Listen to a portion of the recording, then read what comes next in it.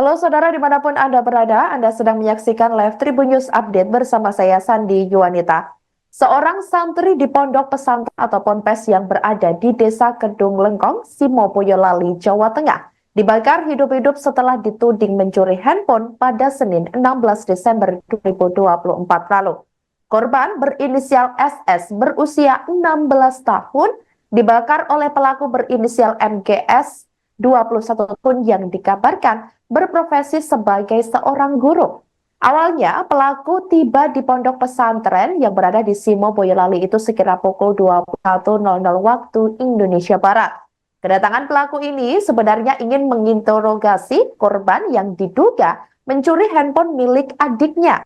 Kasat Reskrim Polres Boyolali Ibtu Joko Purwadi menjelaskan kronologi kejadian tersebut. Diketahui adik pelaku juga mondok di ponpes yang sama dengan korban. Untuk menakut-nakuti santri yang diduga mencuri handphone adiknya, pelaku juga membawa bensin. Bensin itu pun dimasukkan ke dalam botol bekas air mineral. Saat menginterogasi korban, pelaku pun menyiramkan bensin tersebut tepat pada tubuh korban. Korban diinterogasi dalam ruangan yang dikunci tersangka. Awalnya tersangka ini menyulutkan api hanya untuk menakut-nakuti korban. Namun ternyata api malah benar-benar mengenai tubuh korban yang sudah disiram menggunakan bensin sebelumnya. Akibat kejadian itu korban mengalami luka bakar 38% pada bagian wajah, leher, dan kedua kaki. Korban saat ini masih mendapat perawatan intensif di Rumah Sakit Umum Daerah atau RSUD Simo Boyolali. Pihaknya yang menerima laporan tersebut kemudian mendatangi lokasi kejadian untuk melakukan olah tempat kejadian perkara. Bukti dalam peristiwa pembakaran ini pun telah diamankan, di antaranya karpet bekas terbakar, korek api, pakaian korban, dan sisa bensin di dalam botol bekas mineral. Sejauh ini MGS sudah diamankan oleh polisi untuk dilakukan pemeriksaan lebih lanjut. Untuk mempertanggungjawabkan perbuatannya, tersangka dikenakan pasal 187 ke 1 dan 2 KUHP dan atau penganiayaan berencana pasal 353 ke 2 KUHP serta karena korban usia anak. Ini akan diterapkan juga pasal 80 ayat 2 Undang-Undang Nomor 35 Tahun 2014 tentang Perlindungan Anak, di mana ancaman hukuman maksimal pada pasal tersebut 15 tahun penjara.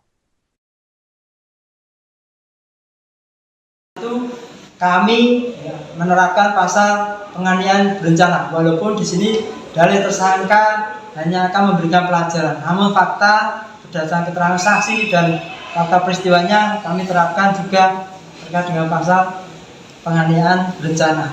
Sebenarnya dalam perkara ini utamanya yang lebih berat adalah pasal 187 KUHP, di mana ancamannya 15 tahun pembakaran yang mengakibatkan korban mengalami luka. Infonya pelaku guru di Kendal juga, saudara? Info yang kami dapat dari pemeriksaan tersangka, memang profesinya adalah seorang guru. Kalau kondisi korban gimana? Kondisi korban tadi siang sudah mendapatkan perawatan dan sudah dilakukan operasi untuk pembersihan luka bakarnya. Sudah membaik atau seperti apa? Dalam pantauan dokter dan kondisinya alhamdulillah masih stabil. Terima kasih.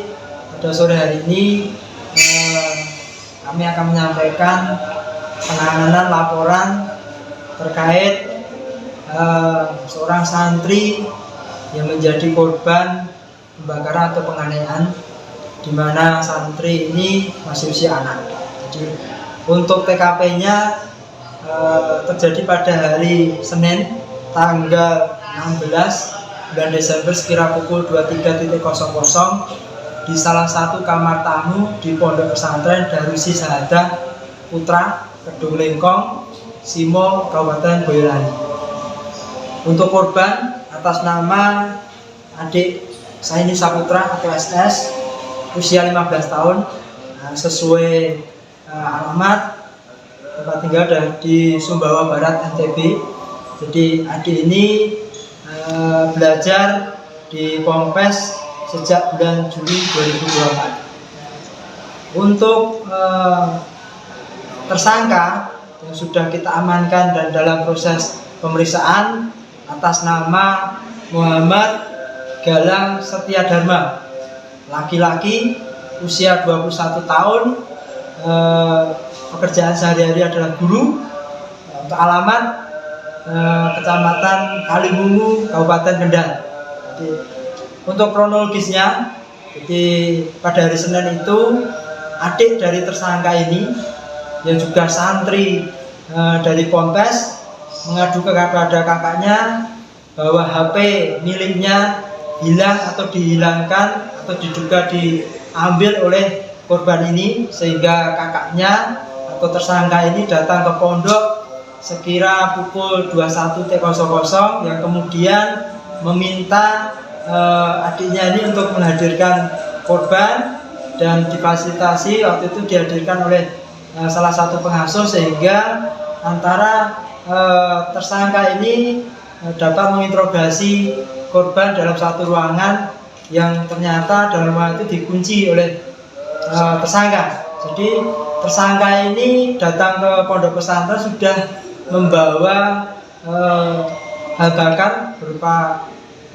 bensin yang dimasukkan dalam botol bekas air mineral yang disiapkan tujuannya untuk menakut-nakuti korban.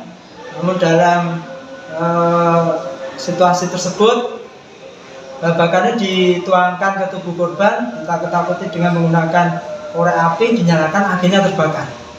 Ya. Jadi akibat kejadian tersebut korban mengalami luka bakar 38% pada bagian wajah, leher, dan kedua kaki. Saat ini sedang diupayakan perawatannya di Rumah Sakit Daerah Simo Kabupaten Boyolali. Dari laporan tersebut kami Satreskrim Polres Boyolali bersama dengan Unit Reskrim Polsek Simo telah melakukan cek dan olah TKP di tempat kejadian dan berhasil mengumpulkan barang bukti berupa karpet ya, bekas terbakar, korek api, pakaian korban, dan sisa bahan bakar yang dimasukkan dalam botol bekas mineral. Ya. Jadi atas perbuatan tersangka, ya, kami sangkakan dengan pasal 187 ke 1, 2 KUHP dan atau penganiayaan berencana, pasal 353 kedua KUHP, serta karena korban ini masih usia anak, kami terapkan juga pasal 80 ayat 2 Undang-Undang Nomor 35 Tahun 2014 tentang perubahan atas Undang-Undang Nomor 23 Tahun 2002 tentang perlindungan anak, di mana ancaman hukuman maksimal dalam pasal ini adalah 15 tahun.